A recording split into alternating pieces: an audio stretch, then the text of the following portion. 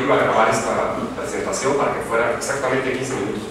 Desgraciadamente le dio una gripe tan horrorosa ayer que no podía hablar, entonces no pude grabar, pero las voy a tratar de leer un poco de lo que se trata este tema. ¿Okay? Básicamente, esta presentación que le vamos a enseñar ahora se basa en los escritos del profesor Leopoldo Abadía de Mies. Él trata sobre los orígenes de la crisis financiera que surgió el año pasado, el año 2008, en los Estados Unidos, pero que ha contagiado las más importantes economías del mundo. Esta no es una crisis como las que hemos vivido anteriormente. La pregunta que nos hacemos es, ¿cómo nos va a afectar esta crisis a nosotros? Ustedes pueden ver que en realidad en Guatemala estamos muy tranquilos y pareciera que incluso estamos un poco apáticos de lo que puede ocurrir en la crisis, mientras que en otros países, por ejemplo en España, hay una recesión fuerte y el desempleo llega ya casi al 19%. O sea, que vamos a quedar sin empleo. ¿Qué debemos hacer nosotros para enfrentar esta crisis personalmente? Nuestros empleos pueden estar en peligro. ¿Qué actitud debemos tener? Bien, esta crisis inicia cuando en el año 2001 se rompe lo que se conoce como la burbuja de Nasdaq. Ustedes pueden ver ahí en la gráfica que hubo un gran pico. Ese fue cuando crecieron las acciones de todas las empresas que llamaban las .com, empresas que se caen en internet, ese tipo de cosas, y que finalmente en el año 2001 caen dramáticamente sus precios, que ustedes pueden ver ahí. Estas acciones, al perder valor, pues lo que sucede es que los grandes inversionistas, los que tienen mucho dinero, y encima de todo esto, algunos nuevos actores financieros en el mundo, que eran los fondos de pensiones, personas como ustedes y como yo, que invierten sus ahorros en un banco, pues estos bancos empezaron a transferir los fondos para crear grandes grupos de inversionistas. Bueno, estos grandes grupos, cuando perdieron esa oportunidad de trabajar en estas empresas, empezaron a buscar un nuevo mercado. Y lo encuentran. ¿Dónde lo encuentran? Bueno, hay dos circunstancias particulares en Estados Unidos que sucedieron, ¿verdad? Y es que, en primer lugar, Estados Unidos ha tenido un déficit comercial y fiscal enorme. Si hubiera sido Guatemala, Estados Unidos, con el déficit que tiene, ya hubiéramos devaluado la moneda y estaríamos en crisis, pero no Estados Unidos. Bueno, ¿por qué? Bueno, porque Estados Unidos tiene más instrumentos para sobrevivir. En aquella época, la Reserva Federal, que la conocemos como Fed, que era liderada por un señor famosísimo que se llama Alan Greenspan, consideraba la inflación como un enemigo a vencer. Entonces, él toda su política la basa en combatir la inflación, como lo hace el Banco de Guatemala, que es Guatemala. Y entonces él tomó una decisión: reducen la tasa de interés de 6.5% anual al 1%. Esto daba como resultado que en realidad íbamos a tener, o sea, se tuvo más bien en Estados Unidos, un costo negativo del dinero. ¿Qué significa esto? Pues muy simple, que si ustedes tenían 100 quetzales y lo invertían, por ejemplo, en una cuenta de banco, al cabo del año iban a tener 101 quetzales en la bolsa. Pero cuando el señor Greenspan, como la inflación era más alta, baja la tasa de crédito, pues resulta de que si ustedes metían ese dinero ahí, al final iban a tener 101 quetzales, menos el costo de la inflación que había erosionado su dinero, es decir, iban a tener 96 quetzales. Entonces, ¿qué ocurre? Bueno, sale una genialidad. Alguien dice, es mejor endeudarse, porque si tú te endeudas, tú le prestas al banco, el banco te cobra el 1%, o sea, te cobra un quetzal por 100 quetzales, te cobró, o sea, tú pagaste 101, pero la tasa de inflación te compensa y al final tú recibes ganando 105 quetzales al final del año.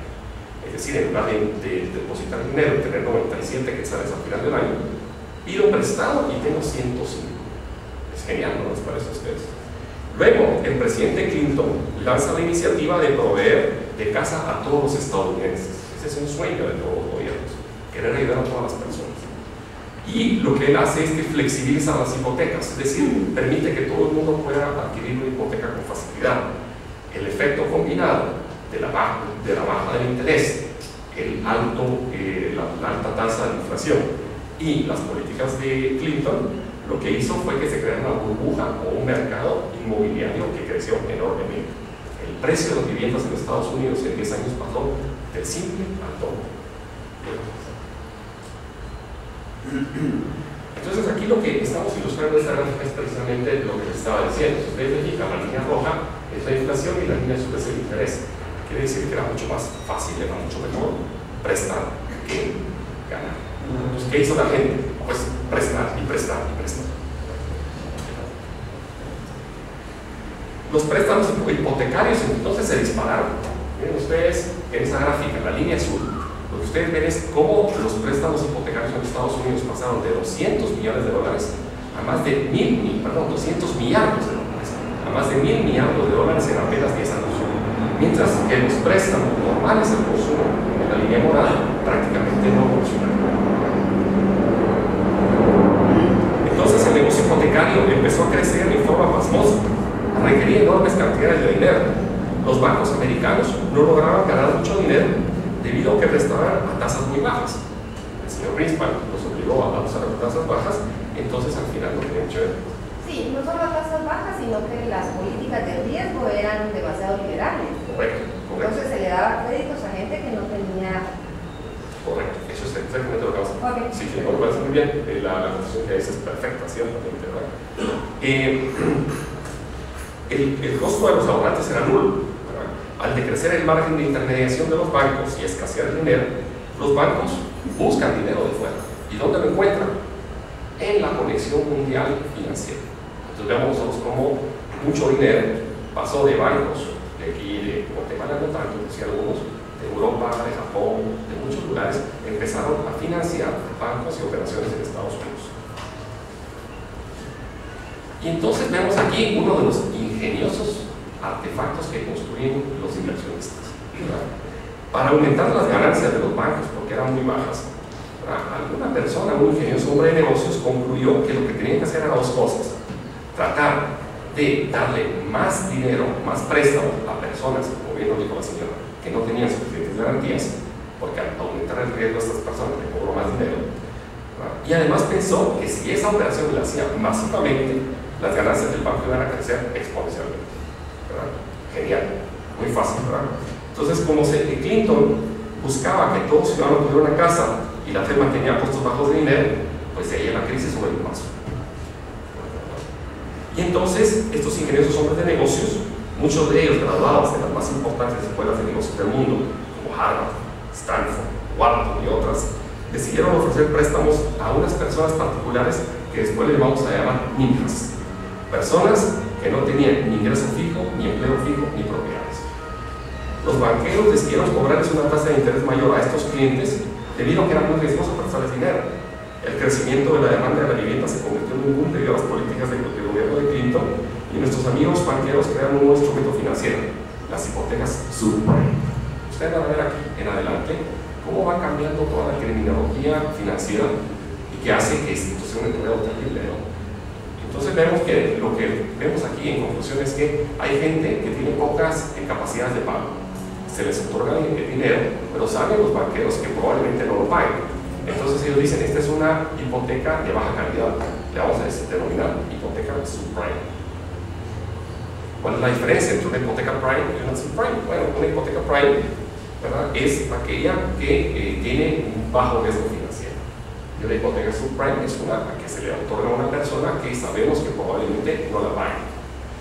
Déjenme ver ustedes cómo es que se planificaba esto. Así. Entonces, como se secó el sistema financiero de Estados Unidos, los bancos requerían hacer grandes operaciones para que fueran rentables. Y por ello, debido a la interconexión de mercados financieros, empezaron a recibir dinero de bancos del extranjero, quienes gustosamente invertían en el presente mercado inmobiliario norteamericano. ¿De dónde provenía este dinero? Pues de los ahorros y de las pensiones de millones de personas como ustedes y como yo.